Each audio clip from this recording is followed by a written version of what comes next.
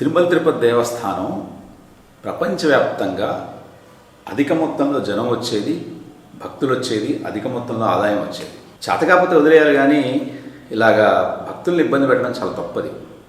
మీకు పరిపాలన చేత కాకపోతే మా వల్ల కావట్లేదని అని చెప్పి ప్రభుత్వానికి మీరు సిఫార్సు చేయాలి.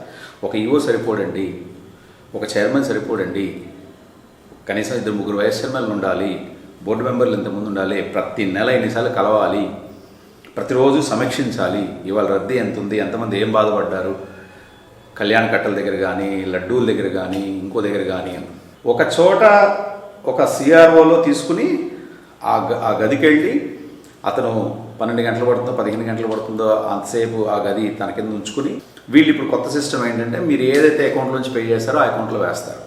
అద్దె 500 అయితే 500 రూపాయలు డిపాజిట్ కట్టాలి.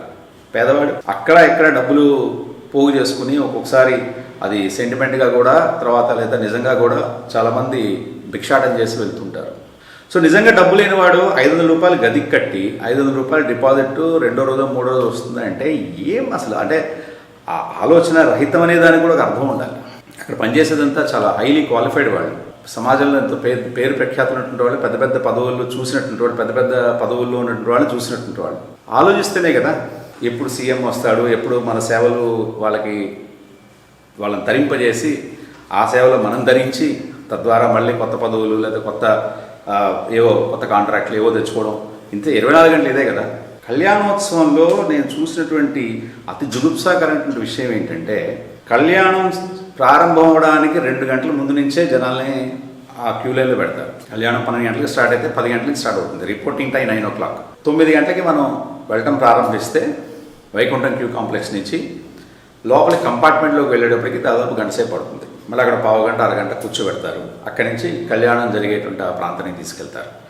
అక్కడ సుమారుగా 1.5 పైన కూర్చోబెడతారు. ఈ 1.5లో 4-5 టీవీలు ఉంటాయి, పెద్ద పెద్ద టీవీలు. ఆ టీవీలో టీటీడీ భక్తి ఛానల్ వస్తూ ఉంటుంది. ఆ భక్తి ఛానల్లో జూనియర్ ఎన్టీఆర్ నటించినటువంటి యాడ్స్, లేకపోతే ఇంకోళ్ళు రియల్ ఎస్టేట్ యాడ్స్, లేకపోతే ఇంకో కొబ్బరి నూనె యాడ్, లేకపోతే గోధుమ పిండి యాడ్, ఆ సినిమా తారల యాడ్స్ అన్నీ వస్తుంటాయి. అంటే బుద్ధి జ్ఞానం ఉందా అని అడగడానికి చాలా చిన్న మాటగా అనిపిస్తుంది నాకు. అంతగా మన రాజ్యాంగం ప్రకారం, చట్ట ప్రకారం అంతకంటే గట్టిగా అడగకూడదు, అది కూడా స్ట్రైట్గా అడగకూడదు కాబట్టి ఇండైరెక్ట్గా చెప్తున్నాను. ఇంగిత జ్ఞానం అంటారా? ఇంగిత జ్ఞానం ఉందా లేదా అని ఎక్కడో ఆ చివరి ఎక్కడో ఉంటుంది ఆ కళ్యాణం జరిగేటువంటి వేదిక.